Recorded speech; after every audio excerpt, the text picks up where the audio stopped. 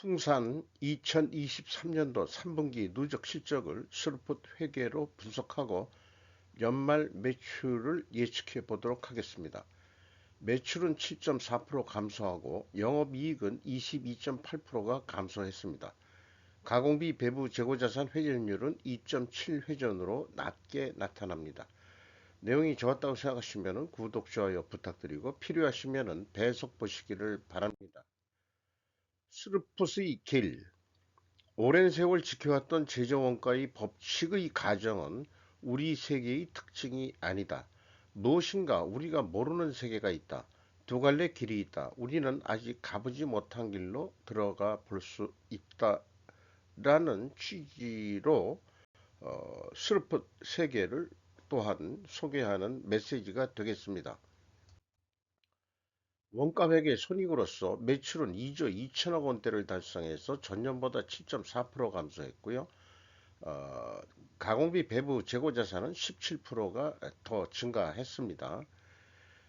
원가 회계는 재고 증가는 이익의 증가하기 때문에 뭐 결산은 이익이 많이 나오는 것으로 이렇게 되지만 실질적으로는 바람직하지 않습니다. 재고의 증가는 판매 관리비가 12.9% 감소시켜 가지고 그 결과는 영업이 1332억 원으로서 전년보다 14.9%가 원가 회계는 감소한 것으로 그렇게 결산이 됐고요. 영업이익률은 0.5% 하락했습니다. 스루풋 회계로 분석한 결과를 말씀드리면 매출에 비례하는 매출 재료비는 1조 5,829억 원으로서 8.6%가 감소했습니다. 매출 감소보다 더 낮게 감소했기 때문에 여기에서 우리는 원재료 가격이 하락했을 것이라고 추정해 볼 수 있습니다. 스루풋 금액상은 4.4% 감소했습니다만은 스루풋 율로는 0.9% 상승했습니다. 운영비용은 0.6% 증가했고요. TOE 생산성은 1.21로 0.06포인트 하락했습니다. 스루풋 영업이익은 1,108억 원으로서 22.8%가 감소했습니다. 원가 회계 영업이익보다 224억 원이 적은 수치인데 이것은 가공비 배부 재고자산이 증가했기 때문입니다.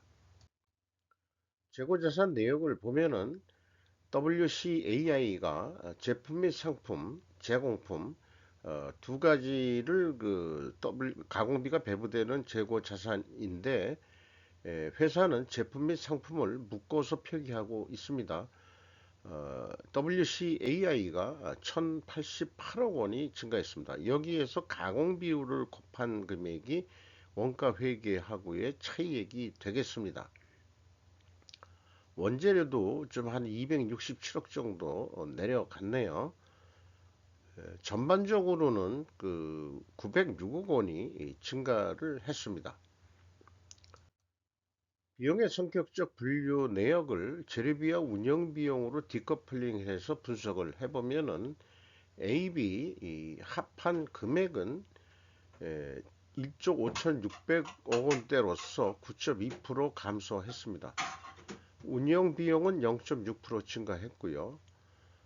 이 운영비용에서 판매관리비를 뺀 것이 가공비가 되겠습니다. 이 가공비가 총 제조비용에서 21%로 1.7% 상승했고요. 재료비는 1.7% 하락했습니다. 여기에서도 우리는 원재료 가격이 하락했다라고 2차적으로도 추정해 볼 수 있겠습니다. 그런데 회사는 이런 표현을 하고 있습니다. 재고자산의 변동은 타계정 대처로 인한 효과를 제외합니다. 이것이 분석하는데 참고 자료가 되겠습니다. 비용의 성격적 분류 내용에서 표현한 이 대체 금액은 매출 원가에 반영이 안 된다 하는 것은 너무나 당연한 건데 우선은 1단계 회계 투명성 검증 3단계로서 만들어 놓은 PQ 총 제조 비용의 갭이 198억 원이 있고요. 이 금액은 PQ 그 생산 재료비의 차이와 동일한 금액이고, 그것은 또한 재고자산의 변동범위 기준이기 때문에 음, 기준이 틀리기 때문에 이런 그 갭이 똑같이 나옵니다. 그래서 갭의 타계정 대체인지 재고 흐름으로 공시해야 하는 이유를 여기서 말씀드릴 수 있겠어요.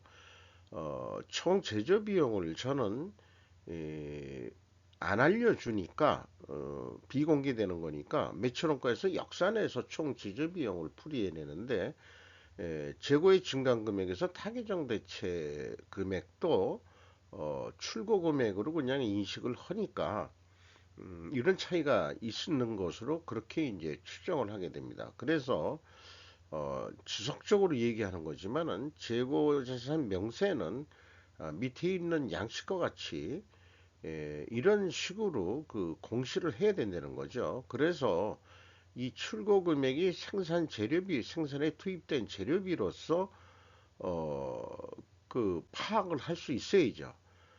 기말 재고로 그 환산할 때도 그것을 감안할 수 있게 이렇게 돼야 될 것입니다.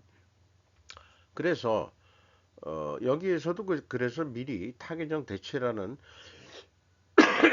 항목을 좀 만들어 놓은 거죠. 어, 그러나 이 그 금액의 구체적인 내용이 대체인지 어떤지는 확인할 도리는 없습니다. 그렇게 추정을 할 따름이죠. 이런 것이 좀 불투명성이 있다 이렇게 볼 수 있겠습니다. 그리고 현금 흐름표 기준 전체 재고자산의 증가액도 갭이 좀 있어요.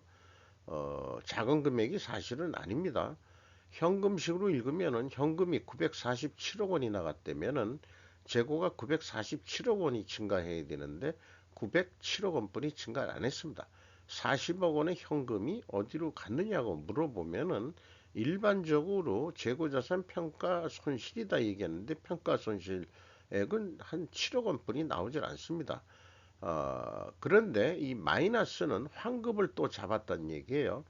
그래서 차이는 47억 원의 현금이 어디로 날라갔다. 음, 전년도에도 동일한 그런 성격이 되고 이 47억 원이라는 돈이 또 무엇인지 부정확합니다. 자, 그 회계법인에서 이런 거를 현금흐름표 기준으로 해서 점검을 할 텐데 좀 이렇게 틀린 거를 결산 서류가 그냥 공시되는 거. 분기권은 뭐 감사를 회계 감사를 안 할지는 모르겠습니다. 연말 거가 또 어떻게 될지 그런 것도 궁금합니다만은 이 제가 그 이런 그 1단계에서 3단계까지 모델 기업 고려 아연을 소개를 해 놓은 입장이기 때문에 갭들이 제로로 다 안 떨어지면은 저는 투명하지 않다. 이렇게 결론을 내고 있습니다. 운영비용으로서 인건비가 1929억 원이 집행이 됐는데 2.6% 증가했어요. 직원 수는 33명이 증원이 됐고 평균 임금은 7,460만 원이 예상이 됩니다. 전년보다 약 1.6% 인상이 될 것 같습니다. 임금 인상률이 크지는 않네요. 물류 비용이 주요 비용으로 나와 있습니다. 40.5%. 수출하는 거 뭐 이런 것 등등 해서 운송 단가가 좀 내려가지 않았느냐. 매출도 좀 줄긴 줄었어도 매출 감소율보다는 더 떨어졌다는 얘기는 운송량, 물동량이 그만큼 줄지 않았느냐. 이런 또 판단도 하게 됩니다. 매출 감소하고 연계해서 생각해 보면 될 것 같아요. 물론 이제 원재료를 들어올 때는 운송비로 처리를 안 하죠. 공장에 입고할 때까지에 들어가는 모든 비용은 그냥 원재료 가격에 포함을 일반적으로 시키니까요. 판매 그 운송비가 물류 비용일 것 같습니다. 혹시 모르죠. 그 원재료 가격에는 안 놓고 그 예를 들어서 뭐 수입품이 있다고 한다면은 그 공장까지 들어오는 그 물류 비용은 그 원재료 가격에 근데 회계 원칙상은 원재료 가격에 다 포함시키는 것으로 저는 알고 있습니다. 공장까지 들어오기 전까지의 모든 비용은 원재료 가격에 포함한다고 저는 그렇게 배웠습니다. 경영평가 지표로서 그 가공비 배부 재고자산율이 2.7회전으로서 4.6회전이 감소했고요. 수루분율은 거꾸로 상승했습니다. 이렇게 역방향이면은 분석 경험상 분식회계 개연성 가정을 세웁니다. TOE 생산성 떨어졌고요. 이자 부채 레버리지율은 5.7%를 내렸습니다. 차입금을 좀 갚았다는 얘기죠. 이자 보상 비율도 7.5배로서 3.4배 내려갔고요. 현금 버퍼는 아주 극히 적게 되어 있습니다. 투자자본 이익률도 1.2% 하락을 했습니다.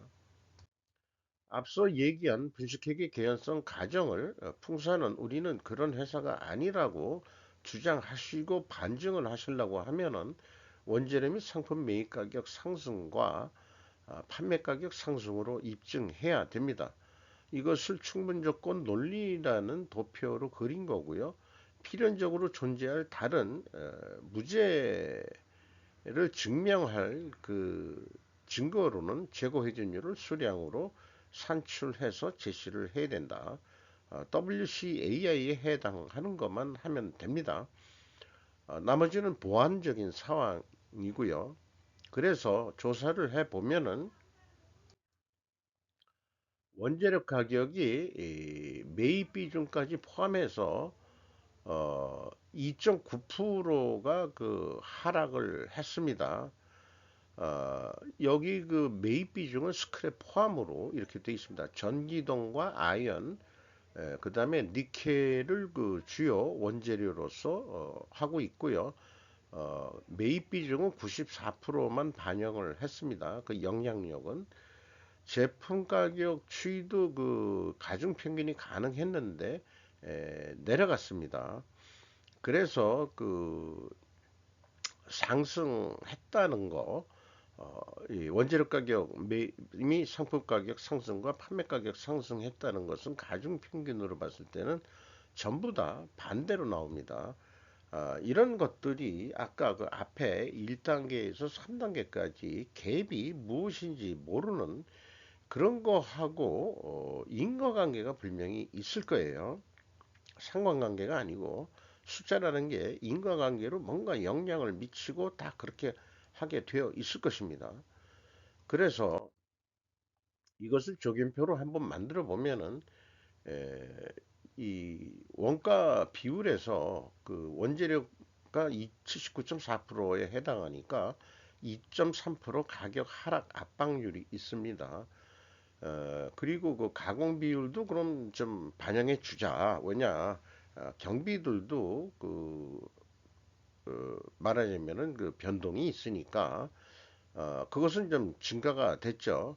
그래서 그걸 합친 것이 1.9% 가격 하락 압박이 있는데, 1.4%가 하락을 했으니까, 이거는 상대적으로, 어, 아이고, 가격이 상승했다. 인상이 됐다. 상대적인 인상이다. 이렇게 이제 판매 가격은 어느 정도 50% 정도는 인정이 되긴 됩니다. 제품 매출 실적을 이게 그 표시를 했는데 요것이 이제 그 3분기까지 매출액과 동일한 금액이고요. 판매 비율을 제가 산출해 봤어요. 그래서 이제 그 주로 생산되는 게 판하고 대인데 매출의 58% 하고 있고 그 다음에 그 이 뭐 봉도 있고 손도 있고 또 동전을 만드는 소전 우리나라 거에도 하지만은 이게 또 수출도 한다고 그렇게 되어 있습니다. 기타 판매도 있습니다만은 이제 그 기와를 만드는데도 이런 그 동이 들어가는 모양이에요. 그리고 중요한 그 이 실탄 총알을 만드는 그거가 27.5%가 해당하는데 요거가 실질적으로 그 퍼센테이지는 27.5%라 하더라도 이것이 내수만 있는 게 아니고 또 수출할 수도 있는 거고 하기 때문에 이 판매 가격에 대해서는 노출된 게 없습니다. 그러니까 이렇게 표현해 볼 수 있겠어요. 비공개인 방위산업용 매출액 27.5% 비중이 판매 가격 추이가 반증 검증이 안 되는 이유일 것이다. 이렇게 얘기할 수 있고요. 원재료 반증을 위한 재고 회전율은 수량으로 접근할 수밖에 없다. 투명화되는 것을 입증하려면은 수량으로 해서라도 그 재고 회전율이 그 실제 물량상으로도 재고가 증가했다. 이런 것을 입증을 해야 될 것이에요. 과연 떻게 될지 이거는 뭐 내부 감사라든지 실사를 해보지 않으면은 파악할 수 없는 거죠. 외부에서는 공장 그 조직 생활할 때에는 뭐 실물량 가지고 재고 실사를 그 저 같은 경험으로는 매달 실시를 해서 레포팅 하기로 했고 직원들을 통해 가지고 그리고 또 직원이 정확히 하고 있는지 저도 같이 현장에 나가서 물량 카운트 하는 방법도 배워보고 또 그렇게 해 본 적이 있습니다. 정확하게 그 한다는 게 어디까지 할 수 있는 거지만 모르지만은 어떤 원료 같은 경우에는 벌크로 되어 있는 경우가 있거든요. 그 수량을 그 어떻게 측정할 거냐 이거죠. 그런 경우에 또 여러 가지 기법들이 있습니다. 목축이라는 게 있고요. 그런 그 실무적인 방법론들이 또한 있습니다. 그렇게 해서 원가 개념으로 연말 매출액을 예측해 보면은 2조 9천억 정도 할 것 같습니다. 이 경우에 그 영업이익이 2,585억 원이 예상이 되는데 전제 조건이 재고가 17%, 3분기까지 증가한 17%를 계속 증가한다고 봤을 때 그렇다는 얘기고요. 그러면은 계획보다도 더 이익이 나오니까 더 매출 노력을 안 하게 될 거고요. 재고를 거꾸로 17%를 줄인다. 그렇게 가정을 하면은 영업이익은 38억 원뿐이 나오질 않습니다. 무려 2,547억 원이 감소하게 되어 있습니다. 이것이 원가 회계의 매직, 마녀 같은 그런 장난이라고 할 수 있겠습니다. 스루폿으로 예측을 해보면은 그 2조 7,500억 정도뿐이 나오질 않습니다. 이 경우 1,141억 원 스루프술은 예상이 되고 이 경우라 하더라도 재고 회전율을 12.9% 연간 4회전이면 3개월에 1회전 정도 한다 이런 얘기가 되는 건데 뭐 제조업이 4회전 한다 그러면은 딴 건 몰라도 이 풍산이 재고 회전율을 획기적으로 좀 올려야 될 방법을 찾아야 될 것 같아요. 어쨌든 4회전까지 성공을 한다면은 매출은 3조 1천억 원대를 달성해서 영업이익은 2,135억 원대를 달성할 것이다. 이렇게 판단이 됩니다. 그리고 스루폿 회계 기준으로 판매 예가라고 단가라고 이 비율을 해보면은 한 277만 원 정도 그 산출이 되는데 원가 회계 기준은 한 293만 5천 원 정도에서 16만 원 정도 원가 회계가 높게 예측이 됩니다. 이런 그 예측도 그 분석 경험상 통계치에 해당하겠는데요. 수르폭 관점만 얘기하면은 재고 증가 시에는 원가 회계 영업이익보다 아까 이익이 감소한 거 우리는 확인을 했고 판매액가는 원가 회계보다 낮게 나오게 되어 있는 것도 확인이 됩니다. 그래서 이것을 그 전반적인 경제에 확대 적용해서 의견을 낸다면은 재고가 증가하면 보통 GDP가 증가한다고 되어 있고 인플레이션 요인이 있는데 에, 인플레이션을 완화하는 효과가 있다. 스루폿 회계는 그러니까 기준이 우리 GDP도 다 원가 회계에 메모리 되어 있는 사고방식에서 나오기 때문에 그렇습니다. 우리가 GDP도 올랐다. 뭐 우리나라가 그 이 GDP가 그 내려 올해 1.4%뿐이 그 상승을 안 한다 돼 있는데 실질적으로 재고가 증가를 했다면은 그래서 많은 기업들이 재고가 조금 내려가고 있죠. 그래서 디프레이션이라고도 얘기를 하고 있는데 어쨌든 재고가 증가하는 경우에는 인플레이션 완화 효과가 있다. 이렇게 말씀드릴 수 있겠습니다. 재고가 증가한 납품업체의 원가 개념 견적가는 그래서 저는 어떤 그 원가 담당하고 승인하는 그런 실무자들한테 이런 얘기를 해봤어요. 재고가 증가한 원가 개념으로 그 견적서를 낸 업체의 가격은 무조건 깎아라. 그것이 문제다.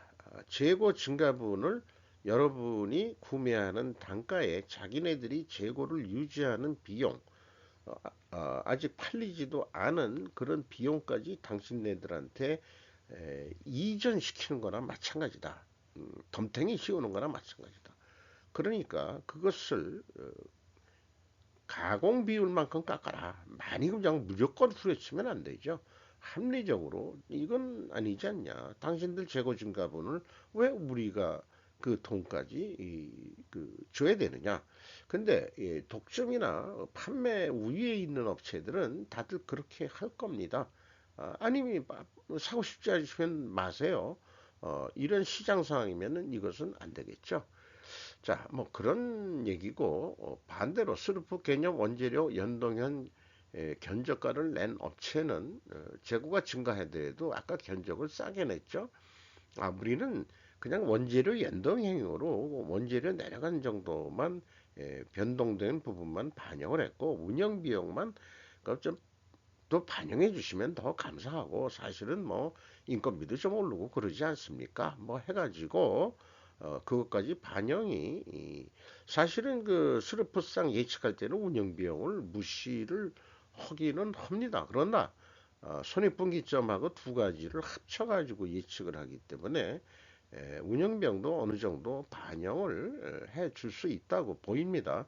핵심적인 것은 원재료 연동형이다 이거죠. 대부분 단가에 미치는 게 재료비 성격이 일반 제조업이라면은 그런 게 많으니까요.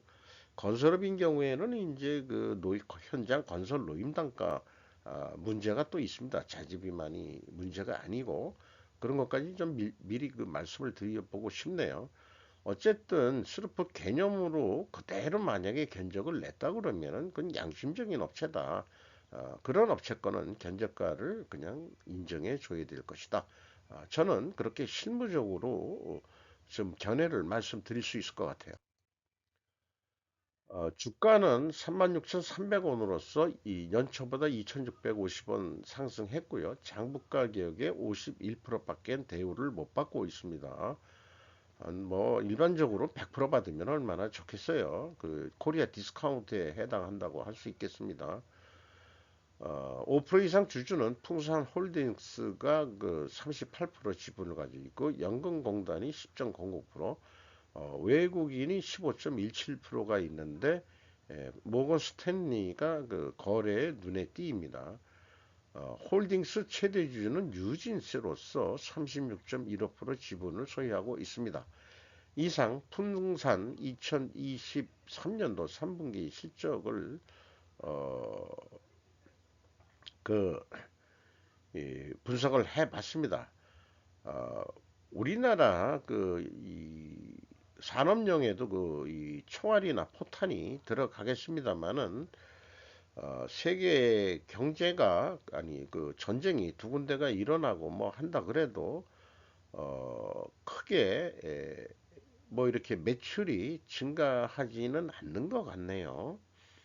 그런 것도 참고적으로 그 가지고 있는 재고가 다 소진하는 건지 또 포탄은 근데 사실은 총알보다도 포탄 이런 것들 재래식 전쟁에서 어, 그 탱크에서 쓰는 거라든지 자주포에서 쓰는 거라든지 이런 것들은 좀 부족해서 간접적으로 우크라이나에 지원이 되고 판 거로 우리도 되어 있죠. 미국이 사서 우크라이나에 줬다는 게 뉴스에 나온 적이 있죠.